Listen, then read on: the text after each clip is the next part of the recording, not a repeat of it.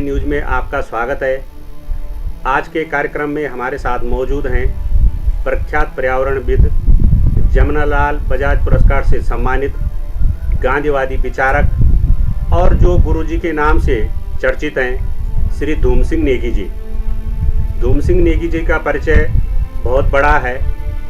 समाज सेवा में सबसे बड़ा उदाहरण के रूप में यदि किसी को देखा जाता है तो वह श्री धूम सिंह नेगी जी हैं, जिनका चिपको आंदोलन से लेके, शराबबंदी आंदोलन से लेके, खनन विरोधी आंदोलन से लेके और बीज बचाओ आंदोलन से में भी बड़ी भूमिका रही है और इस समय भी लगातार जनहित के मुद्दों को लेकर समय समय पर लोगों के सामने आते हैं, समाज के सामने आते हैं और निरंतर समाज हित की बात, समाज को सही दिशा देने की बात करते हैं। इस समय हेमलवाणी की टीम पहुंची है श्री धूम सिंह नेगी जी गुरुजी के गांव पिपलेत कठिया में, उनके आवास पर। और यहां पर आज जो हम बातचीत गुरुजी के साथ करेंगे उसका विषय है भारत सरकार का जो नया कृषि बिल है, उसको लेकर पूरे देश भर में देश के किसान आंदोलन कर रहे हैं। लंबे समय से किसानों का आंदोलन जारी है और सरकार का रवैया फिलहाल कुछ ऐसा है नहीं कि किसानों की बात को माना जाए। अपने अपने तरीके से हर कोई किसानों के आंदोलन का विश्लेषण कर रहा है। राजनीतिक दलों की बात करें तो राजनीतिक दल एक दूसरे पे आरोप प्रत्यारोप लगा रहे हैं। श्री धूम सिंह नेगी जी विशुद्ध रूप से एक सामाजिक कार्यकर्ता और हमेशा शुरुआत से ही जो है समाज की बात करने वाले व्यक्तित्व हैं, तो उनका किसी दल से कोई लेना देना नहीं है और समाज जानना चाहता है कि श्री धूम सिंह नेगी जी जैसे जो लोग हैं,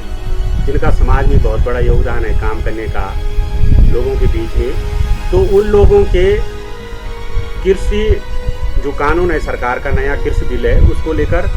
उनके क्या विचार हैं। गुरुजी, हम आपसे सबसे पहले तो ये जानना चाहते हैं कि इस समय जो पूरे देश में किसानों का सरकार के नए कृषि कानून को लेकर जो आंदोलन चल रहा है, उस आंदोलन को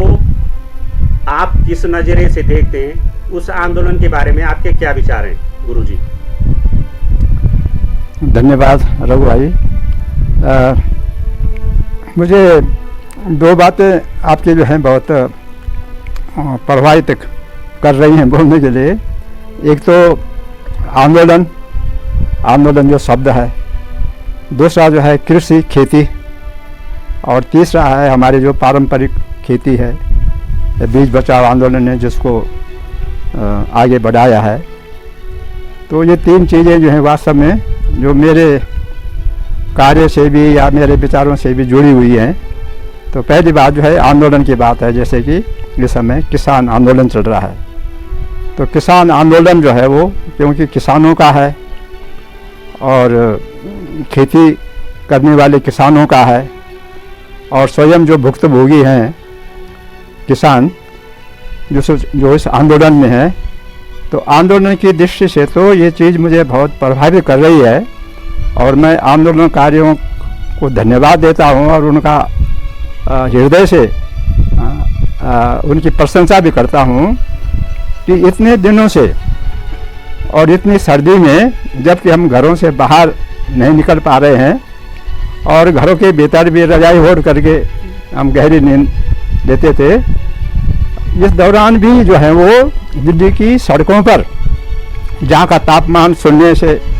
4 डिग्री नीचे तक भी रहा है, और वो ऐसे सर्द रातों में अपने मांगों के लिए और अपने जो उनके मुद्दे हैं उनको सरकार के सामने रखने के लिए दृढ़ संकल्पित हैं। तो ये आंदोलन की जो संगठन शक्ति है और आंदोलन के पीछे जो विचारधारा काम कर रही है, वो विचारधारा मुझे राजनीतिक पार्टी से या किसी से उससे मैं संबंधित नहीं कर रहा हूँ, बल्कि जो वो अपनी एक सच्चाई उसको उन्होंने समझा है कि जो ये कानून है जो भारत सरकार लाई है, 3 कानून, जो कि हालांकि मैंने कानूनों का उस रूप में अध्ययन नहीं किया है क्योंकि मेरे पास अध्ययन करने की उतनी सुविधा सामग्री नहीं है फेसबुक नहीं है, व्हाट्सअप नहीं है या दूसरी और चीज़ नहीं है। कभी कभी अखबार मुझे पढ़ने को मिल जाता है और कभी कभी मैं टीवी में देख लेता हूँ। तो उससे मुझे लगा है कि इस आंदोलन के पीछे चाहे सरकार या मीडिया कुछ भी कहे, उनके प्रति अपने हिसाब से, अपने राजनीति के हिसाब से, ये अपने मीडिया के जो अपने स्वार्थ हैं उसके हिसाब से या कुछ भी कहे, मुझे एक बात तो लगती है कि ये आंदोलन जो है बिल्कुल एक तो उस ढंग का है जो कि जैसे गांधी जी ने कहा था कि अपनी मांगों के लिए यदि मांग सच्चाई है, यदि आंदोलनकारी समझता है कि मेरी जो बात है वो सच्ची है, तो उसके लिए करो या मरो जो उन्होंने कहा था, तो उस ढंग से ये आंदोलन चल रहा है। दूसरी बात, उनकी जो संगठन शक्ति है, इतना बड़ा आंदोलन इतने दिनों से, हालांकि उसमें कुछ उपहास के तरीके भी, उपहास के ढंग से भी कुछ मीडिया ने उठाया है कि वो पिज़्ज़ा खा रहे हैं या बर्गर खा रहे हैं, तो अच्छी बात है भाई, जब आप लोग पिज़्ज़ा बर्गर खा सकते हैं तो किसान भी खा रहा है तो अच्छी बात तो है। तो ये उनकी अपनी जो संगठन शक्ति है। तीसरी बात जो है उनका जो जितने उसमें लगभग जो मुझे मालूम है, किसी ने तो कहा है कि 130 तक किसान उसमें मर चुके हैं, किसी ने कहा 60 तक, जितने भी हैं जिन्होंने अपने आत्महत्या भी की है उसके लिए, तो ये उनका अपना दृढ़ निश्चय है, उस निश्चय पर डटे हुए हैं। अब जो उनकी मांग है, मुझे तो लगता है कि एक दो मांग उनकी जो है वो बिल्कुल जायज़ है। पहली मांग तो यह है कि आंदोलन जो है भाई, ये जो कानून है ये बिना बहस के, जो कि लोकतांत्रिक ढंग से जो बहस होनी चाहिए थी, उस ढंग से इस कानून पर जो है वो बहस नहीं हुई है राज्यसभा में, खास करके क्योंकि राज्यसभा में वो हल्ला के बीच, ये बहुत बड़ी हमारी लोकतंत्र की प्रक्रिया की बहुत बड़ी खामी है और बहुत बड़ी जो सत्ता पक्ष है, मैं तो कहूँगा कि वास्तव में उनका सत्ता पक्ष का ये दायित्व बनता है कि वो इसमें पूरी बहस कराए, किस ढंग से कराए। बहस कराने की जिम्मेदारी सत्ता पक्ष की होती है, उस ढंग से वो बहस नहीं हुई है। जब बहस नहीं हुई है तो किसानों का यह कहना सही है कि वो बिल्कुल हो हल्ला में पास हुआ है, तो एक तो वहाँ पर बहस नहीं हुई है। दूसरी, ये किसानों के बीच भी खुली बहस नहीं हुई है, जहाँ तक मुझे मालूम है। मैंने कहा पहले कि मेरे तो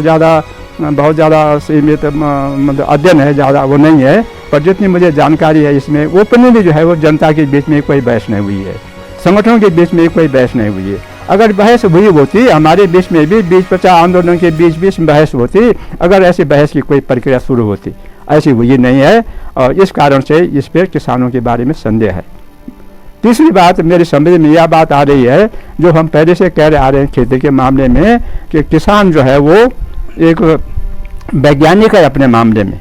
अपनी खेती के मामले में, अपने बीजों के मामले में वो वैज्ञानिक है और हजारों वर्षों से वो कृषि करता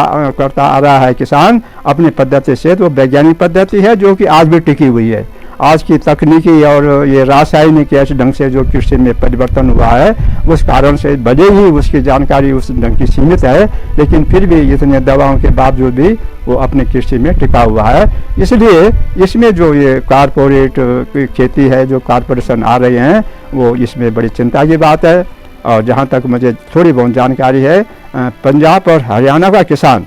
ये भुक्तभोगी है, क्योंकि जो उन्होंने पहले भी जो है उसमें पेप्सी और दूसरी अन्य बहुत सारी मल्टीनेशनल कंपनियों ने वहाँ पर खेती करवाई है। इसका मुझे अध्ययन है, मैंने अध्ययन इसका किया है, अखबारों में ज़्यादा पत्रिकाओं के द्वारा किसान से भुक्तभोगी है। उससे किसान जो है वो घाटे में रहे हैं और उनकी खेती औने पौने दाम में चली गई है। फिर उनको जो है दवाओं में आकर के वो मतलब मशीनीकरण करनी पड़ी खेती का, और उससे फिर रासायनिक खेती करनी पड़ी, उससे उनको बैंक का कर्जा बढ़ा, जिससे किसानों को आत्महत्या करनी पड़ी। तो बहुत से किसान आंदोलन में ऐसे हैं जो उसे भुक्तभोगी परिवार से हैं। इसलिए इसमें सरकारों को चाहिए, हमारी सरकार को चाहिए कि किसानों को वार्ता के लिए बुलाए और उनकी वार्ताओं पर ध्यान दिए। और इसमें वार्ता तभी हो सकते हैं जब वो किसान के जो तीनों बिल हैं सरकार उनको वापस ले और खुले मन से फिर ओपनली जो है इस पर फिर चर्चा हो नए ढंग से।